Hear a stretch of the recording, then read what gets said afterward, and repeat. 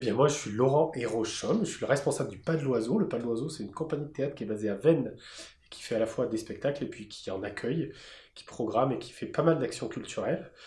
Je suis très heureux d'être à la journée de la bibliothèque départementale, d'abord pour la thématique, puisque voilà, la question de tous les publics et de travailler avec tout le monde pour faire société autour de la culture, c'est vraiment notre cheval de bataille au pas de l'oiseau. Donc on travaille là-dessus, notamment sur l'accès aux droits culturels.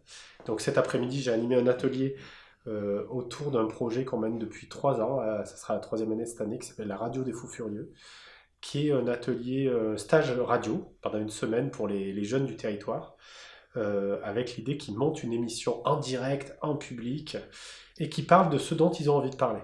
L'idée, c'est un peu qu'ils construisent ensemble cette émission, qu'est-ce qu'ils ont envie de dire dans, les, dans cette émission. Donc, on va avoir des jeunes qui vont faire des radios-trottoirs pour que les gens du pays leur racontent des blagues. On va avoir un portrait d'un artiste du festival pendant la Fureur de dire.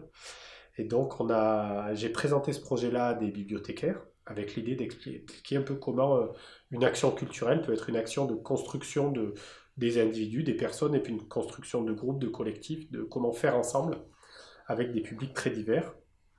Le gros enjeu, il me semble, je terminerai là-dessus, c'est comment on construit un groupe sans s'enfermer dans des types de publics qui seraient les publics de la culture ou des gens qui seraient déjà proches de la culture.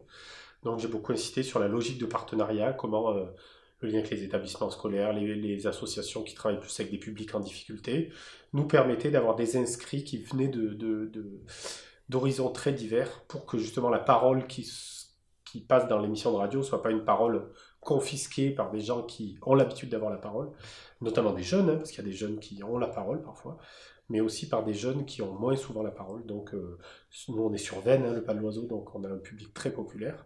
Et on est très fiers de pouvoir travailler avec ce public populaire, métissé et très, très, très déterminé, joyeux, explosif. Donc, j'ai un peu raconté tout ça lors de cet atelier. Ce qui était très intéressant, il y a eu beaucoup de questions sur comment ça se construit et sur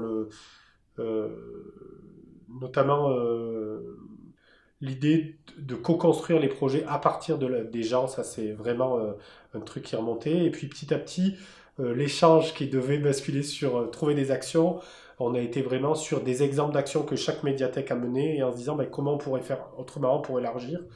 On s'est questionné sur ben, pourquoi en fait on travaille jamais avec le club de foot du village ou le comité des fêtes ou des publics qui viennent pas souvent à la médiathèque. Et donc là, on commence voilà, à esquisser des idées de pistes et l'idée que la radio est aussi un média utile pour élargir les publics.